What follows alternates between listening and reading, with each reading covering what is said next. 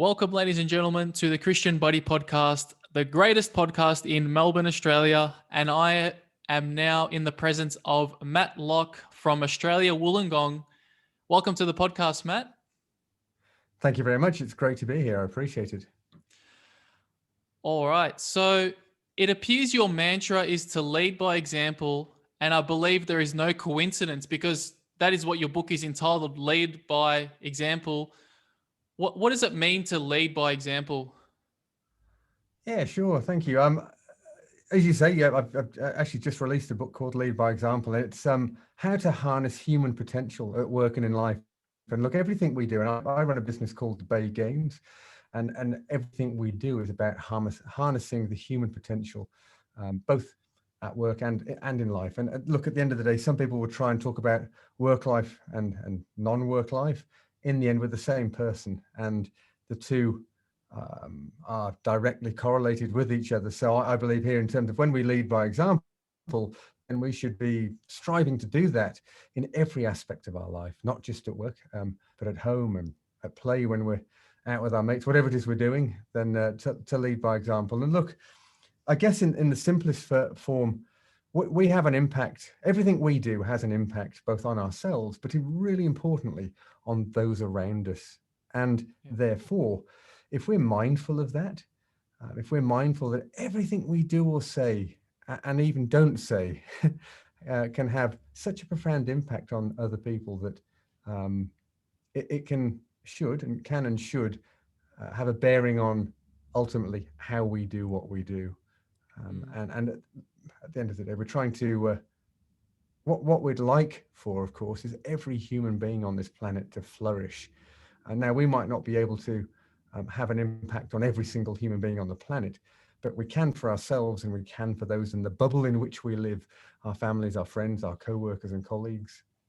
And that's, I guess, the essence of the book and the spirit of Lead by Example, which is, as you say, it's a mantra. It's something that I certainly try and live my life by. I'm not perfect like the next person, but I try. And I guess it's underpinned with this. I believe that the biggest potential on the planet rests in the humans that inhabit it. So yeah, it's been a tough year, and we're still going with the pandemic. And historically, there have been major events, and there'll be more major events in the future. And still today, the greatest potential and opportunity that we have as a race and in our own societies, it rests within the humans that reside there.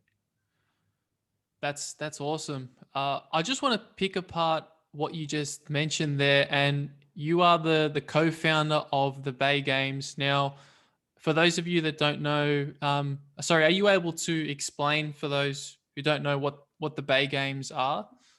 Yeah, absolutely. So as I say, I run a business called the Bay Games, and we basically run a series of sporting events. And more recently, we've launched a workplace wellness program, which is a done-for-you workplace wellness program for in-person and remote teams. Traditionally, what we've grown up with, and sure, today our signature event, if you like, is called the Bay Games. And it's each November in Jervis Bay, where I live. I know you said Wollongong, and I know it says that on the piece of software that connected us. That's because Jervis Bay isn't listed there. So it's not far away, but we are just a little bit further south down in Jervis Bay. And look, we have over 1,000 everyday athletes descend on the gateway to Jervis Bay, a little town called Huskisson. We have over 1,000 everyday athletes come and join us each November, an entourage of between 4,000 and 5,000 spectators and support staff and the like. And it's a 3-day event, and it's all around functional fitness for everyday athletes. And by everyday athletes, I have to, I guess, explain what I mean by that. And most of us are everyday athletes. Some are really good everyday athletes, and others are just more normal everyday athletes. But if we're not being paid to compete in our sport and to train full time as a professional athlete, then we're everyday athletes. And that's who we are for.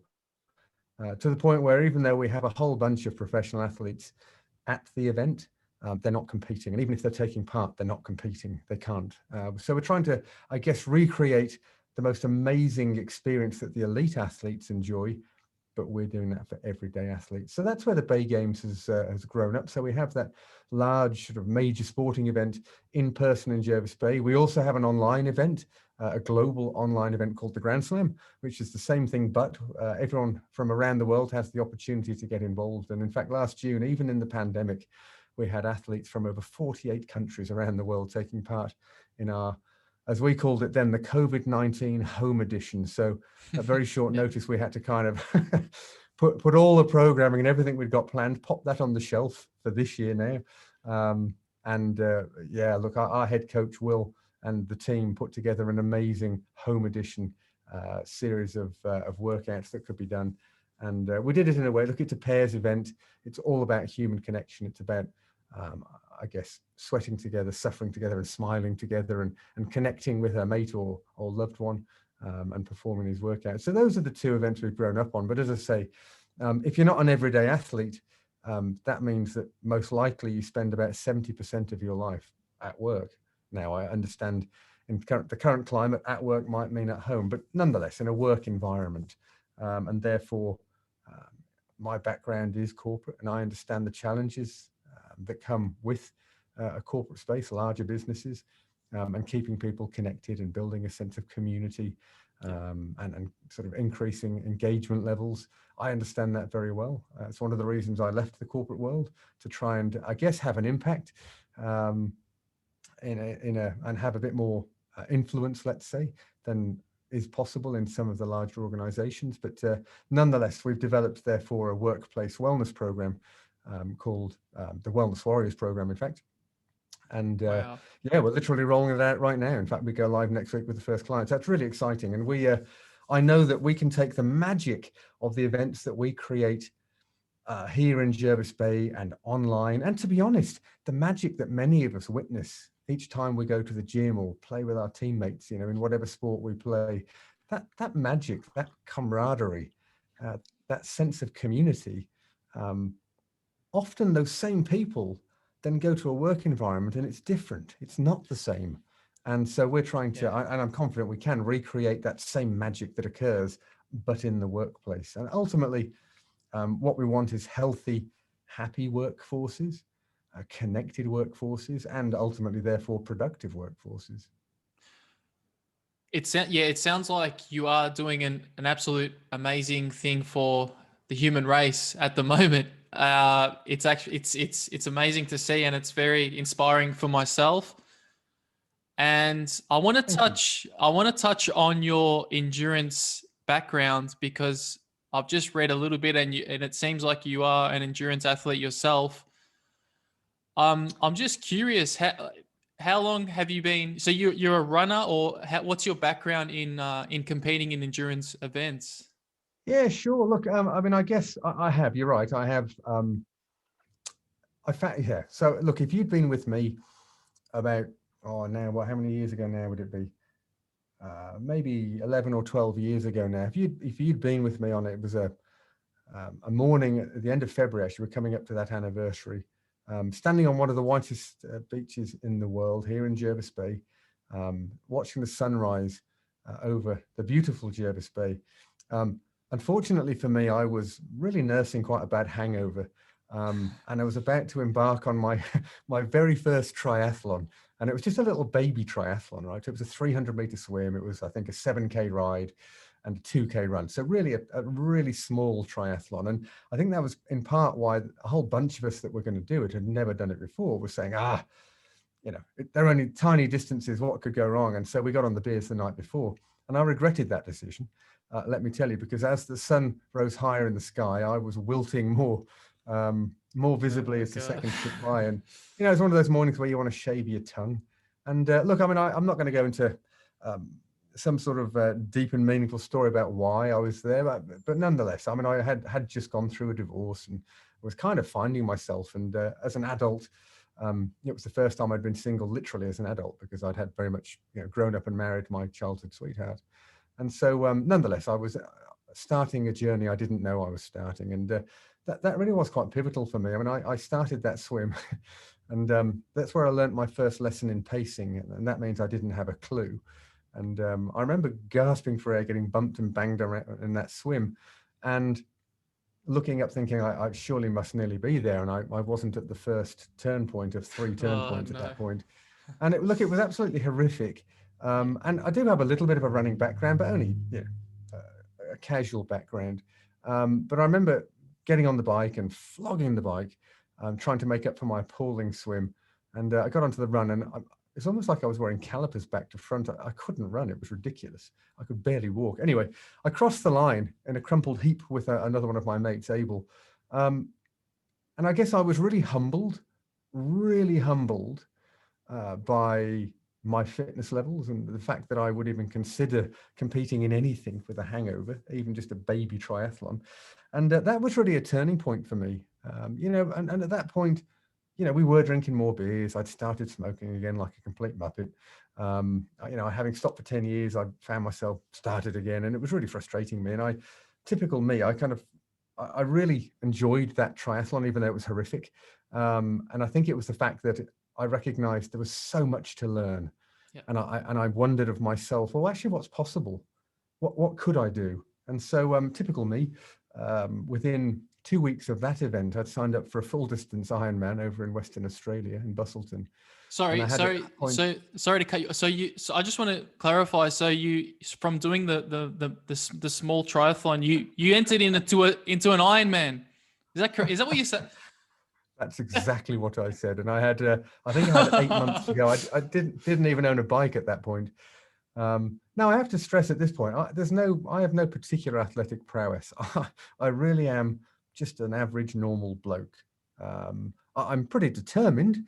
There's no doubt about it. I might be more determined than some people, but athletically, there's nothing special about me, not at all. And look, I figured my rationale was if I commit to the Ironman in Western Australia, then I won't smoke for a start. That would be ridiculous. And I wanted to kick that again. And it'll keep me on the straight and narrow. I am for sure. I have by virtue of my personality, I have an addictive personality. I've never had a problem with that, but I've never trusted myself not to, if you know what I mean. So for me, I recognized, I'm standing at a juncture. I can choose the party life as, first time in a singledom in my adult life, or I can choose a path that is, I'm going to learn a bunch of stuff, get fit and healthy, and have a goal to focus on, which is what I did. And for sure, I completed that first time, and I found myself a coach, bought a bike, very fundamental, found a coach, another Matt, who just awesome. And after that was the beginning of a journey I couldn't have imagined. And that was really a turning point in my life. It was pretty transformational. And I'm not going to say that in a sort of as hyperbole. It was true, and I basically enjoyed the routine that it brought. I loved the solo training. I loved the me time it gave me, and on the long runs and the long rides. I mean, not all of it was solo, but when it was, I found that it just was such good quality time to be in my own head, and I really did get the bug, and I went on from there. And for sure, I think to date I've done about 7 full distance Ironman, a whole bunch of halves. But I actually went on to do some ultra distance stuff. And again, talk about the addictive personality, right? So certainly myself and my now wife, we competed in the race across America twice, which is a 5,000 kilometer from the west to the east coast of the US. Wow. Did that a couple of times. I did Ultraman in Canada and podiumed. I got on the podium there. And again, there's nothing special about me, except I was determined. When I commit myself to something, I stick to it.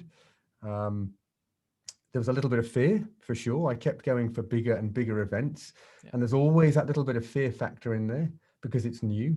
I don't know it, but I appreciate that. I appreciate the challenge. It's that kind of lean into that fear and use it as motivation rather than shying away from it.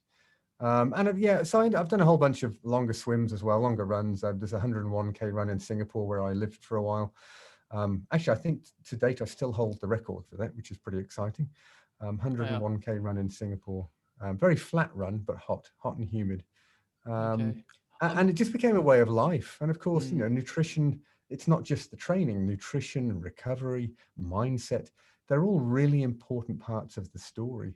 And I appreciated the opportunity, as I still do, to try and achieve mastery in any one of those, let alone all of them. But of Yeah. course, life changes. We get older, our physiology changes, our life commitments change. And I appreciate the challenge. I appreciate to continually have to evolve. And I'm not doing the ultra endurance races at the moment. I've become very much more focused on the functional fitness style of training. I decided that I wanted to I'd become very good at three things. That was swimming, riding a bike, and running. I'd become really quite good at those. But I was pretty fragile as an athlete outside any of those modalities. And therefore, my transition into functional fitness training, or it's the CrossFit style of training. I actually do go to a CrossFit gym, but that's just a brand name, of course. It's the style of training and being life ready. And I'm determined to bounce through my 50th year fitter and stronger than I've ever been, more holistically stronger and more Yeah. holistically fitter. And again, I'm thoroughly enjoying that. And I guess look, there's a lovely little saying that I have around training, and I'm surrounded by people that train. Of course, we've got a really large audience with the Bay Games of just legends, they're everyday athletes, and they're oriented in the same way. And of course, it begs the question, doesn't it? Why any of us train? Why do we train? Why do we compete in the sports that we do? And I love the saying that for some it's a sword, for others it's a shield, but for most it's medicine. And that really resonated with me when I guess put that together. I was inspired to put that together, and I think it's right. And I appreciate that for me as well, with my addictive personality. Somehow, Yeah. it is a medicine. I want I to am. touch. Sorry, I Yeah. want to touch on that point that you make about medicine, and in specifically, my perception of that statement would be it's these events are more like a meditation for me anyway, because I mean I don't run, I haven't entered in any ultra events, but I've entered in a marathon. And I mean, just my personal experience being in the runner's high and being in that zen state, or something like that. And yeah, it's I can understand what you mean when you say medicine, because there's definitely a calmness of the mind when you're by yourself and you're running in nature. Yeah, it's a beautiful thing to be a part of. It's Absolutely, and congratulations to you for your marathons maybe so far. And but you're right, and the runner's high, it's just wonderful, isn't it? And I guess for me, that's part of the story. Even, to be honest, it's not even about the racing for me. It wasn't even about the competing. I enjoyed the journey. I enjoyed the training, the routine. I enjoyed the process. And for me, I know that's all gone to plan when I get to race day or competition day. And yeah, sure, I just have to do it. There's no question, can I? It's how quickly can I? But I don't get hung up on that, yeah, because it's just a process. And particularly with the ultra distance stuff, I mean, what I quite appreciated about the ultra stuff, and the same is true in a marathon, by the way, because they're longer events. Um, sure, you've got more time for problems to crop up, but you've also got more time to solve them. So if you haven't got your nutrition quite right, well, the thing, if you've got a plan, you can kind of fix that. You can work on it because you've got plenty of time. Whereas, short distance events, or short competitions where it's really high intensity, short and fast, well, you red line and you've either got it all in one place at the right time or you haven't. But on the yeah, endurance stuff, you've actually got a bit of time. And I quite appreciate that. And for me, it's the problem solving of that. You do the mental check-ins. And I remember I interviewed Chris McCormack, two-time Ironman world champion from Australia, and but the world champion. And yeah, he used to talk about how he would he'd wait for the pain to arrive, and he knows it's going to arrive. And he said that. He said, it arrives for us all. It doesn't matter if you're a pro athlete or the person who's going to cross the line last. It doesn't matter. Pain's going to arrive at some stage in an endurance event, and you know that. And because you know that, you can be ready for it and have a plan for when it arrives. And he said that literally he would talk about it. Now, and I adopted this, I have to say. And for me, it worked really well as well. I didn't win Ironman World Championships, but yeah, I'm not Chris McCormack. But when it arrived, he'd say to himself, he'd have a conversation in his head. He'd go, there you are. I've been waiting for you. And then he'd have a checklist. And his checklist would, right, how do my legs feel? how's my heart rate? How do my lungs feel? Is anything uncomfortable? Do I need a drink? Do I need food? And of course, by the time he's going through that checklist, he's distracted himself from the pain. And he's And off of again. course, he's Yeah. going through a very valid checklist. And he said it Yeah. didn't matter if, as soon as he finished that checklist, there's the pain again. No problem. You're still here then. Great. Back to the top of the checklist. And that in itself is a meditative process for me. Yeah. And so on the long training runs or the long training rides, often people say, how can you go for a run for 3 or 4 hours just as a training run? And at some point, like you would know with the marathon training, you're not thinking about it. No. You're thinking about something else, or you're just in that meditative state, and it's just wonderful. So often a 3 or 4 hour run wouldn't feel like a 3 or 4 hour run. No. It's almost like you'd lost a section. I would lose a section in the middle, just kind of on autopilot. And it's kind of a nice feeling, if I'm honest. Oh, yeah, it's amazing. And speaking of the mind, I'm curious to get your opinion on mental health or mental illness. I'm sure you've got experience. You've got a lot of experience with that, and things such as depression and anxiety are cropping up in society. And what's your Yeah. take on that? What's your opinion on these type of things? Yeah, look, absolutely. Look, we live in an amazing world. There's no doubt about it. You and I and anyone listening to this, we are very fortunate to be living at this time. Some of the advances in science and modern technology that we're all like even now, the technologies that we're using to have this conversation and then to share it with your audience, in some ways can be, a PE topic. It's wonderful, but there is a dark side, which is what, of course, you're alluding to. And all of these advances that we're talking about have nonetheless ushered in some deadly dangers. And there's kind of 3 Ds that I refer to. It's disconnection, and by that, it's a lack of human connection, particularly if you think about the pandemic that still is ravaging parts of this planet, and the humans that are disconnected from each other much more than normal. So disconnection, of course, depression, which we'll come back to, and lifestyle diseases is the other one. There's no question that depression, mental health, suicide rates, they're all trending in the wrong direction. But they were even before the pandemic. The pandemic maybe has accelerated Yeah, that in a few areas, but we can't ignore the fact that mental health was already on the increase. Now, there might be a silver lining to that, because it might just be that there's greater awareness around it and a greater or an increased level of societal acceptance of that, and a lowering of the stigma that used to be attached to that, particularly for men, to say, well, actually, hey, I'm struggling a bit with my head's not in the right place, or I'm having some dark thoughts. I could do with some help.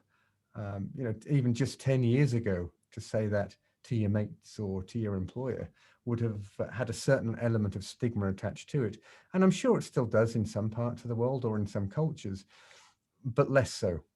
Less so in more and more, particularly the Western cultures I can speak to.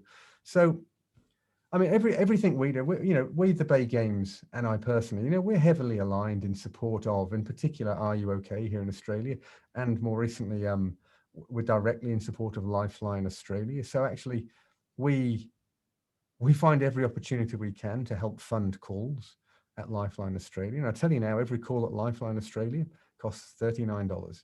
That's the cost. And wow. Certainly since the pandemic, I think they're taking a call every minute. It's something like that. So for sure, I mean, you've got this army of volunteers around Australia who are receiving calls from people who are in probably their darkest moments. And so for me, I mean, what's the connection? I'm not aware that I've suffered with mental health per se. I know plenty of people who do.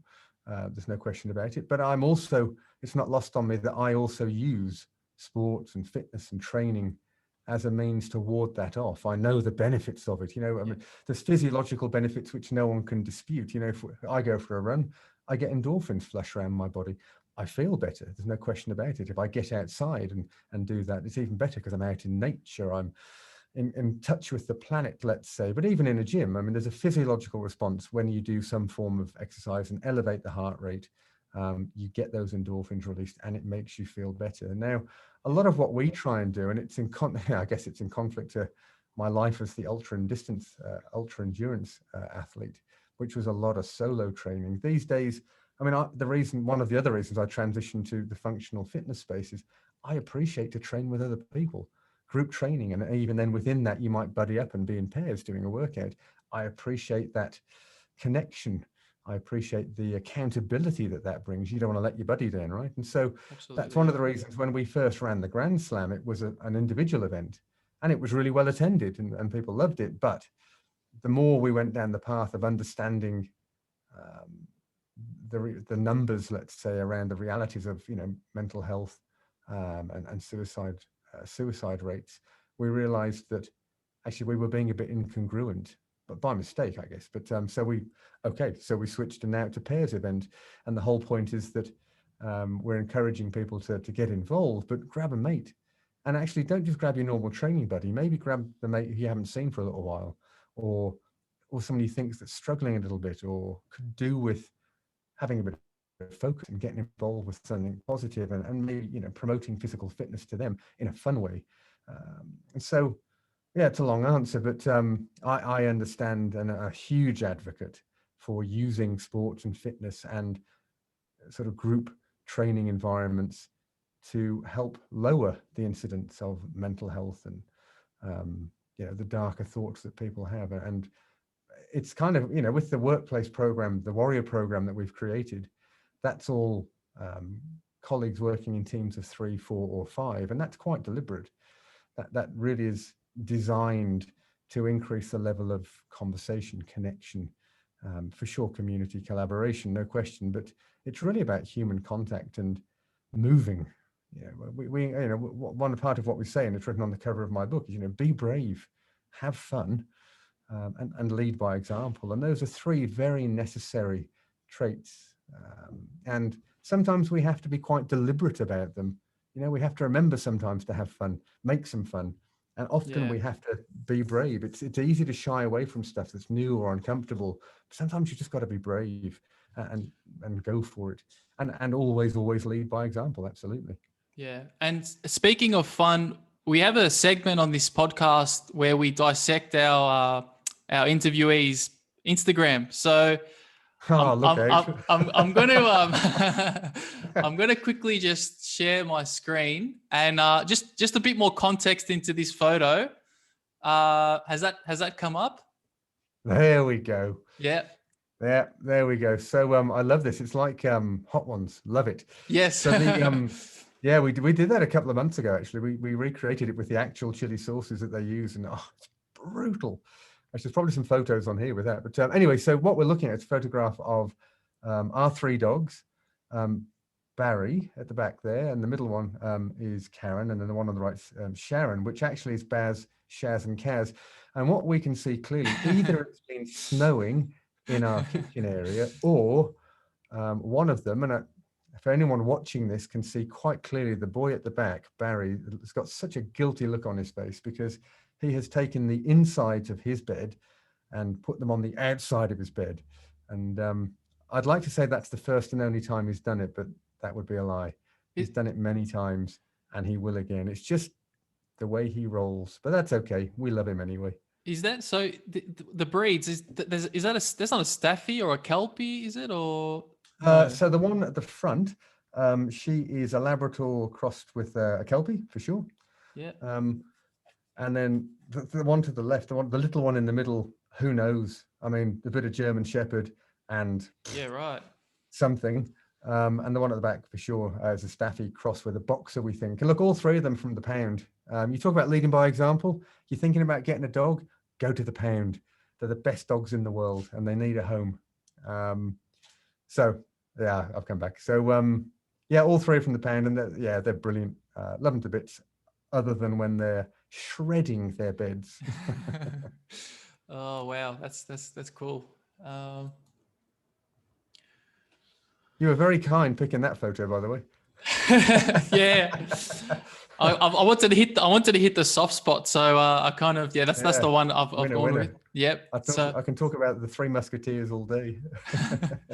Oh, that's great. And where can people, if people want to connect with you, where can people find you at the moment? What's the best? Sure. Look, you can. as I said, I've just launched a book, which is leadbyexamplebook.com. You can certainly reach out to me there and you can find out more about the book. You can find me at Matt Lock Official. That's Matt with one T, Lock with no E. So Matt Lock Official on Instagram. Or you can go to the Bay Games, www.thebaygames.com.au. And there's any number of ways that you can kind of follow us, see what's going on there. You can contact us for sure. And you can check out what we're doing. We're having a lot of fun. It's been obviously tricky through the pandemic, but we're back on track for running our online event in June and our physical event in November. And of course, if you are employed somewhere and you check out the Warriors program at our website, get in touch if you think it's something that your workplace would be into, and we can have a chat. But any of those locations, you can find us for sure. Oh, that's great. Well, I've made the purchase for the book, so I can't wait to get stuck into that. And I'd just like to say thank you for the conversation today. It's been a pleasure speaking with you, and just with your history and your experience in the endurance world and athletic world. So it's been a great experience talking with you today. Thanks, Kristian. I appreciate you buying the book. Half of the profits from that book sale will go to Lifeline Australia, and so I appreciate your contribution to that. And thanks for having me on. It's great to chat with you. No worries. All right. Thanks, guys. Thanks for listening to the Kristian Buddy podcast. We'll see you next time. Thank you.